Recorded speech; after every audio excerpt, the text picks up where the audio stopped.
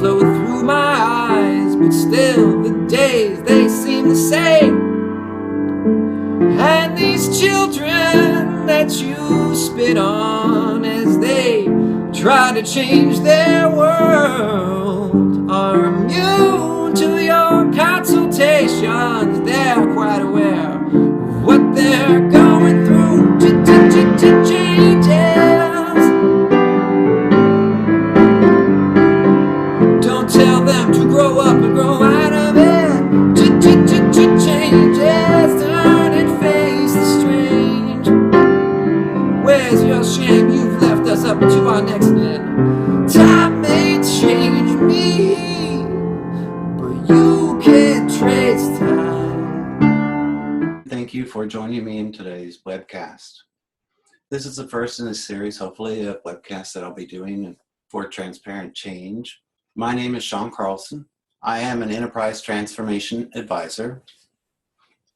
What that means is that pretty much everything that I do involves some sort of change. So I want to start off by pardoning myself. I do have a cold.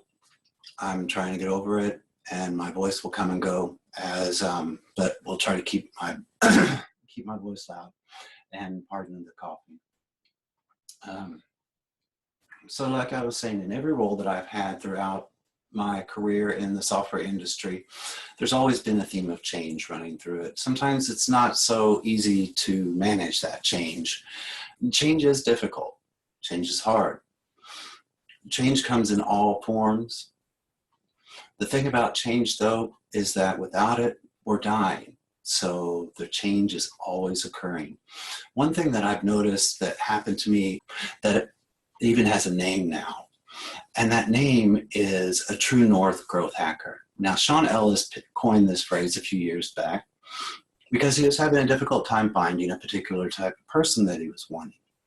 So he was wanting somebody that was always looking for ways to grow the company, always looking for ways to transform, ways to change. And so that's the type of person that I am. When I walk into a company, I see a holistic view. I can't just go in with a myopic view. I go in and I notice everything. I have to see things from a larger perspective, larger angle, larger view. A growth hacker is a person whose true north, as I mentioned, is growth, where they scrutinize everything based upon whether or not it's a value add. I look for a value add. Is this going to be valuable to somebody at the end?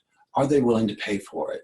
Only if a case can be made, though, that it is important for driving sustainable growth, do we do things that aren't talking about scalable growth. Sustainable growth, what that means is, for example, a competitor does this, so therefore we have to do it just to maintain and just to stay in sync with the market. That we're not really disrupting it, and we're not growing by adding it, but we have to do it so that we do not lose that ground. So let's move along. So how do we build a foundation of change? That's what I'm passionate about.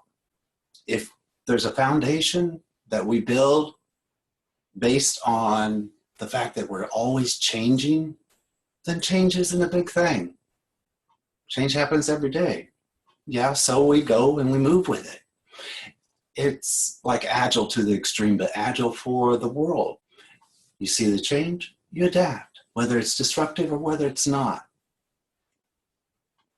Here's some information just on how to get in touch with me. If you want to come back to this slide, you're able to. So let's talk about today's agenda. It's going to be real quick today, just a brief introduction. So why do we change? Why do we need leadership? How do we change? And the end goal being the plan for change. So why do we change? Well, if you think about it and look at it, this little island, that used to be us, or that used to be you, okay? Now, this is the island. Do you notice how much shoreline there is there? As our island of knowledge grows, so does our shore of ignorance. And I'll let you look up to see what John Wheeler invented, and it's even a little more ironic. There will always be good ideas out there. but we don't always have the capability or capacity to exercise against them or exercise towards them. So we have to think about it really hard. And where along this shore of ignorance do we prepare ourselves? This happens in our personal lives as well. So anytime we change, anytime we go somewhere, anytime something happens, there's a new thing to learn. So our ignorance grows. Another way of looking at it is we have too much information. So we have both positive, negative information, then we have information just thrown at us. In most cases, it's way too complex for us to understand because we're removed from that information. Why do I need to know? Because as I'm scrutinizing and I'm looking through all of this data and I'm seeing all these charts, uncertainty and inconsistency wreaks havoc and chaos in most people's worlds. So we strive for clarity through some transparency. Does change ever wait? No. Are we ever overwhelmed by change? We absolutely are all the time. This is a slide I love, an example of Waterfall versus Agile. So are we prepared for that waterfall of change? No. So how do we get prepared? And this is why we need leadership. Okay, because if we build this foundation of change and there's some disruptive influence that comes along, it's okay because it's an opportunity. We become those little fish that are eating away at the stingray's underside there. It becomes an opportunity that we can turn things into. Is change management crucial? Yes, but it's superficial. Okay, it's the leadership that we need and the direction that we need to be able to build that foundation. So we must align it with our change vision. Okay, so this foundation of change that I'm talking about, it's not just because of some disruptive influence, but it's the ability to recognize these opportunities and ability to seize the moment before this disruptive influence and motivation is gone and becomes a cost to our profit and loss statement. So we build this foundation of change so people recognize change and we adapt to it and we grow with it. Why do we need these visions and values to be able to move with change? Because our vision and our values are what we pivot to when we question our actions and our decisions. So those decisions and those actions, we always need to be able to go back and say, oh, it's because we had this value or this vision. Okay, it provides clarity and it provides a degree of transparency, both which build trust. I like to call it a working agreement. This is an Agile term again, but a working agreement is a set of rules, discipline, processes that the team agrees to follow. So inconsistency, again, wreaks havoc, and we need to be able to have consensus. We must have a consensus. So that's why we have the 5-finger vote in Agile. Are you a 3 or 4? 3 means we can't quite move on. We have to have everybody at least at a 4 to be able to move on, to be able to make that agreement. Are people resistant to change? Yes, people are resistant to change.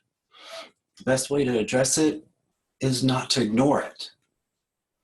It's to expect it, to plan for it, and to proactively address it. There's an emotional toll that comes with change that is, in most cases, completely overlooked. That there's a wave of betrayal, shock, and denial and disbelief, that we have an identity crisis that we're suffering and that we're searching and finally we're accepting. This is the same thing that happens to us in our own lives. For change to be successful, we have to have sponsorship. And this leadership sponsorship has to have focus and it has to have purpose. The secret of change is to focus all our energy not on fighting the old, but on building the new. Socrates said it then, and it's very true now. So in the end, our plan or our goal is to collect ideas and then to value those ideas based on one another and then to get some buy-in. So we have our projects And we have our agreed definitions, this definition of what value is. That's why we need vision. And then lastly, that it aligns with what we're strategically trying to accomplish.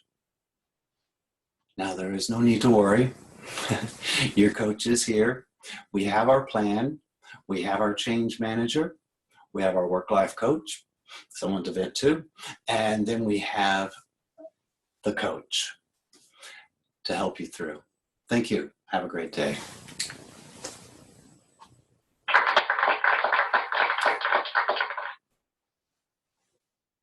Oh, and don't forget to check the appendix for some more information at the end there. What are you still doing here?